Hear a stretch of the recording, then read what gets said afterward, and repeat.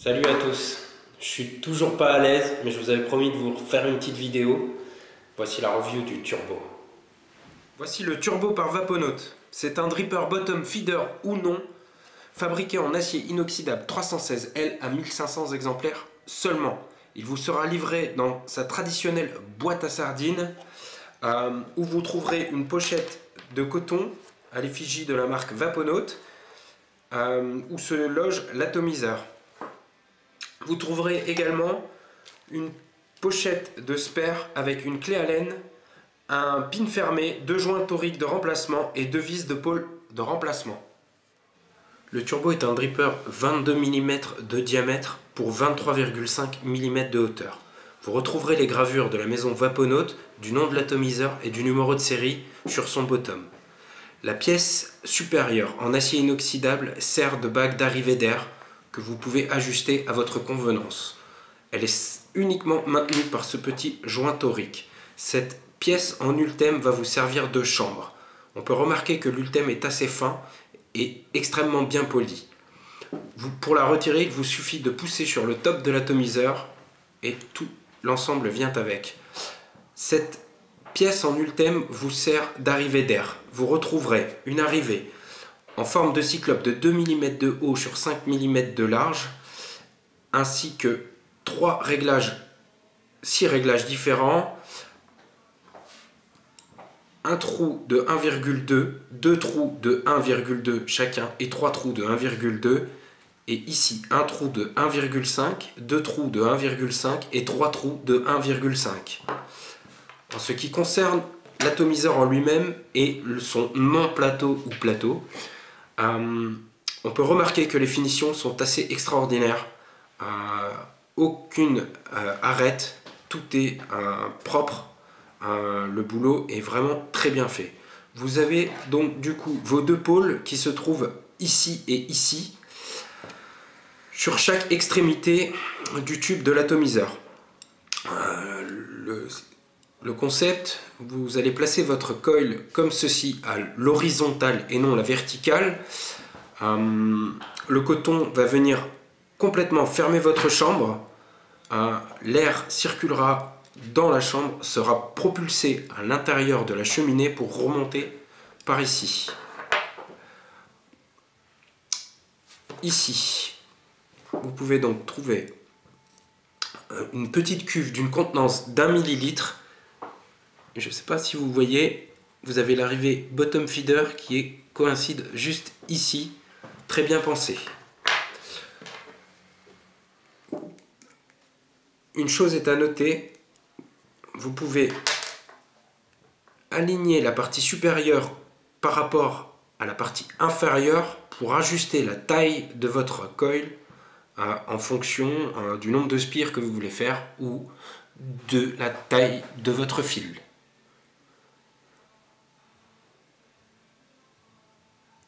Vous aurez juste à revisser le pin une fois réglé.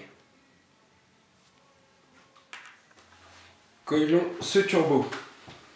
La première chose que je vous conseille de faire, c'est de dévisser le pin 510 afin de pouvoir ajuster la partie supérieure en fonction de votre partie inférieure et bien évidemment en fonction de votre coil.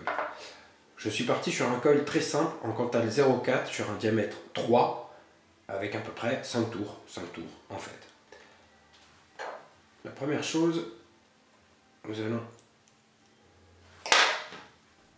positionner notre pôle inférieur.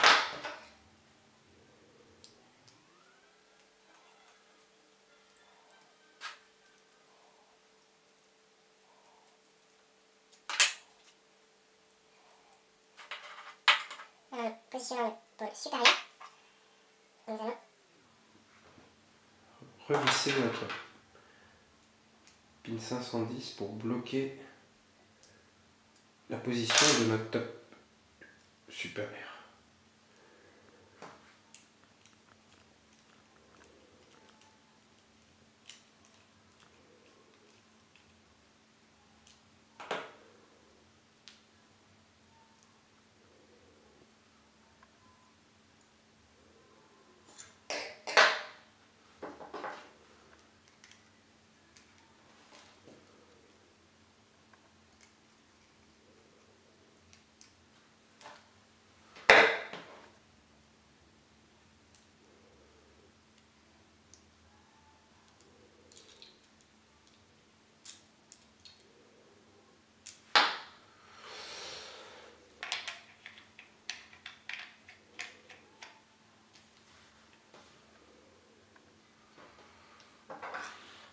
Alors, nous avons un coil de 0,78 ohms.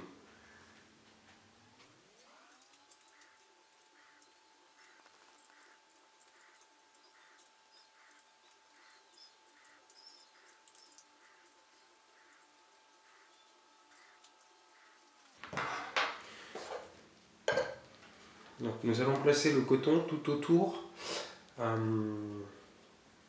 du tube central.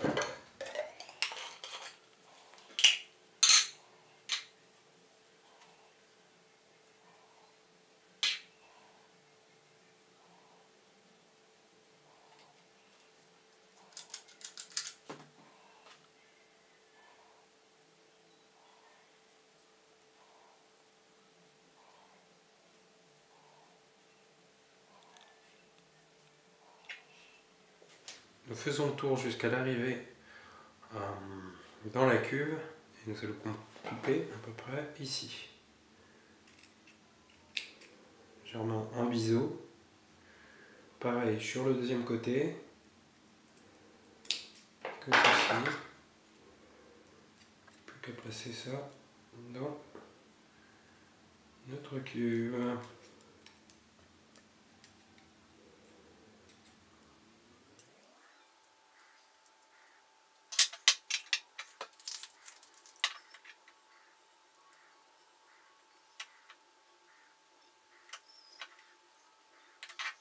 Vous pouvez voir, on a un montage qui ressemble sur le positionnement du coton, un montage du Magister, l'airflow, vous avez juste à l'adapter en descendant, en positionnant la petite pièce en ultème et vous remettez la bague en inox dessus et voilà.